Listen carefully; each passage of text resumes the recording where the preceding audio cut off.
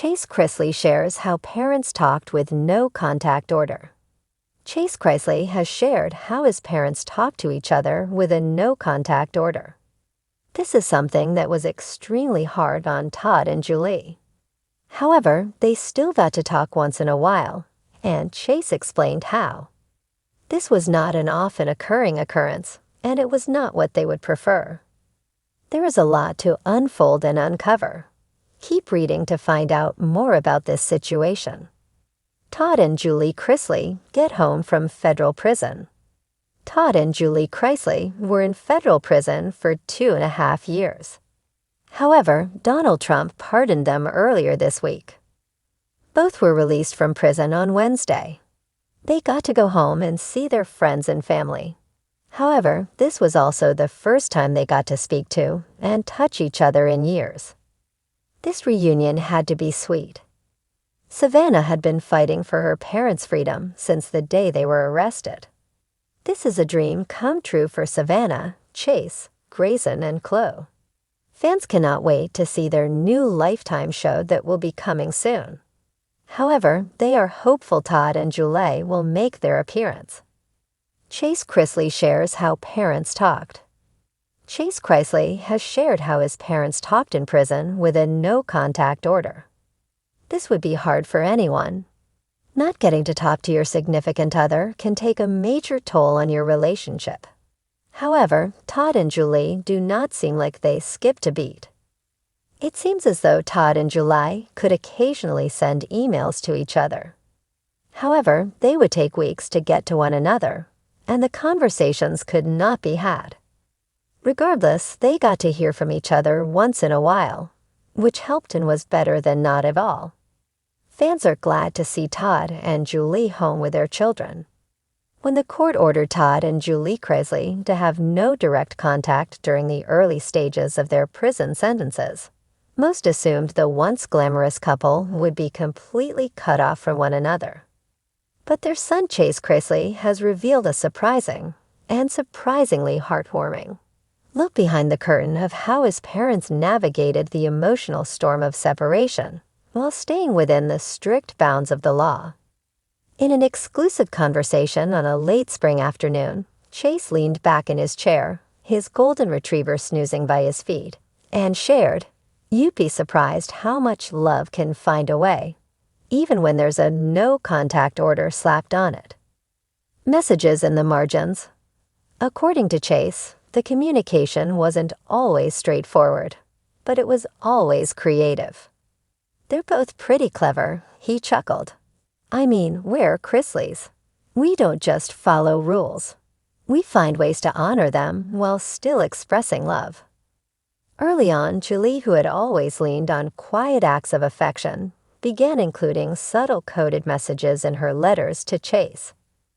There'd be a Bible verse reference or a line from an old country song they both loved, Chase explained.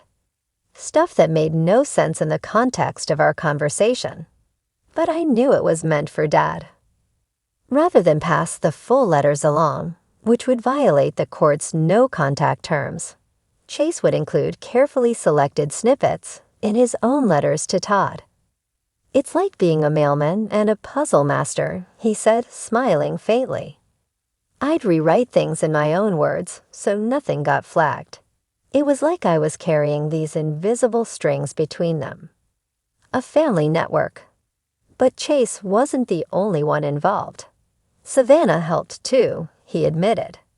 She'd do the same thing, sometimes even drawing pictures or symbols in her letters to Mom that we knew Dad would recognize later. According to Chase, one memorable drawing was of a red cardinal, Julie's favorite bird, and a symbol they used to say, "I'm thinking of you." Todd received a similar drawing weeks later in one of Chase's handwritten updates. "He stared at it for a long time," Chase remembered. "Didn't say much, but I saw his eyes get a little misty." He also shared that their grandmother, Nanny Faye, unintentionally became a vessel for contact too. She'd be on the phone with Dad and say something like, "Well, your wife made that peach cobbler better than anyone. Bless her heart." And then she'd mention something about a dream she had where they were sitting on the porch swaying together. Chase said. She'd swear it was just grandma talk, but everyone knew she was trying to be a bridge. A playlist of love. One of the most inventive methods of connection came through music. Mom made me a list of songs, Chase revealed. She said they were just songs that lifted her spirit, but I knew what she was doing. He began sharing those songs casually with Todd during their weekly calls. I'd say, "Hey Dad, heard this the other day. Thought of you," and he'd just nod. The playlist included classics like You're Still the One by Shania Twain, Love Me Tender by Elvis Presley, and God Only Knows by the Beach Boys. It was their love language, hidden in melodies. At one point, Todd even wrote a haiku for Chase to pass along, disguised as a reflection on faith, but Chase knew it was more than that. Silent prayers each night. Cardinal sings at daybreak. Love writes through still skies. It was subtle, but poetic, Chase said. That's how they kept each other going. Prison walls can't hold love. Despite their confinement, both Julie and Todd found ways to remain emotionally connected through faith, family, and an unbreakable devotion to one another. I think people underestimated them, Chase said. Sure, they were in different places, under different rules. But their love was never in prison. He paused, brushing a hand across his face before continuing. They're stronger than people think. And maybe this distance, this forced silence, just made that clear. Their marriage wasn't about the spotlight or the Southern mansion or the reality show glitz. It's about enduring, about finding ways when there aren't any. Lessons for the future. Now that time has passed and the terms of their sentences have evolved, Chase is hopeful about the future. They still don't have total freedom to communicate the way they used to, but I know when that day comes, they'll sit down, probably with a plate of homemade biscuits, and pick up like no time has passed. For Chase, being the go-between was more than a duty. It was a revelation. I saw firsthand what love looks like when everything else is stripped away. It's not always loud or dramatic. Sometimes it's a scribble in a margin, a line of a song, a story told just